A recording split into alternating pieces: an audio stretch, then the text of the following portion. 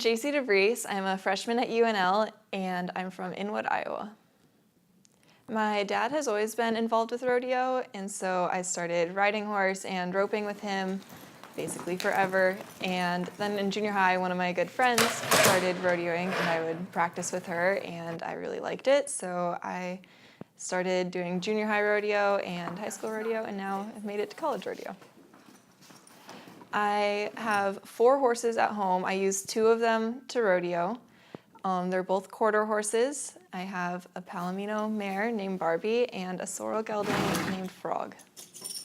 Yeah, there's a little bit of a love story between them. I mean, Frog is pretty convinced that Barbie is his soulmate, and Barbie is not so sure about him, but we'll see if they work it out.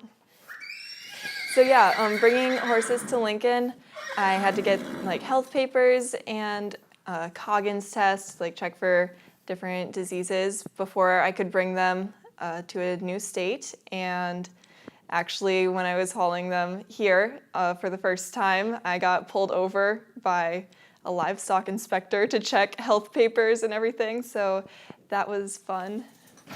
So usually we keep our horses at the rodeo grounds, like off in the corner of East Campus, but we're not doing that this spring just because of the snow and it's going to be super muddy for a long time. So right now I have mine at a stable out in the edge of Lincoln. So I go out every morning and night and give them hay and grain and clean stalls and fresh water and then turn them out into pasture usually. And then I try and ride as much as I can just to give them some exercise and keep them in shape, especially with rodeo season coming up. I went to throw hay to my horse, and he was really excited to eat this hay and went to grab it while I was throwing it in his stall and bit my finger and like bit a little bit of my finger off. So that was fun. Nothing like that has ever happened to me before. I breakaway rope and team rope. Breakaway roping, there's 1 calf and 1 roper, and it's pretty simple. You just let the calf out, you have to give it a head start, and then you go rope it, and the rope will break off the saddle horn, and that's when your time is called. And then team roping is with 2 ropers and 1 steer, and the first roper goes out and ropes the horns and then turns, and the second roper goes and ropes the back legs, and they pull tight, and that's when their time is called. At practice, a lot of it is just making several runs in a row and trying to like perfect it.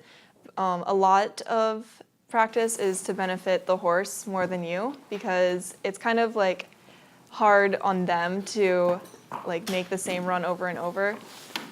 They get sick of it, or they get tired, or they start anticipating different things. So one important thing is to like make sure they're calm like before you go start the run, because if they're not, they get really hyper and excited, and it's a lot harder to make a good run. Or another thing that we practice a lot is they like to stop early, like they anticipate, they just want to be done with their job.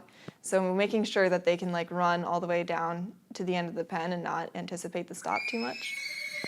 College rodeo season in our region, it basically has 2 seasons. So we have 6 rodeos in the fall from August to October, and then we'll have a few more rodeos this spring in April and May.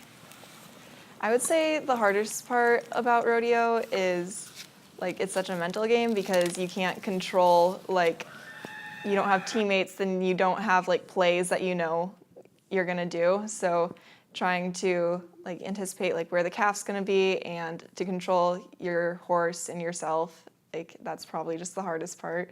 All right, so when we get to a college rodeo, first of all, really the hardest part is finding a place to park and trying to park a trailer, because none of us are good at that. But no, we unload horses, make sure they have a little bit of food and water, and go pay our entry fees, and then come back, saddle horse, like get them warmed up and ready to go.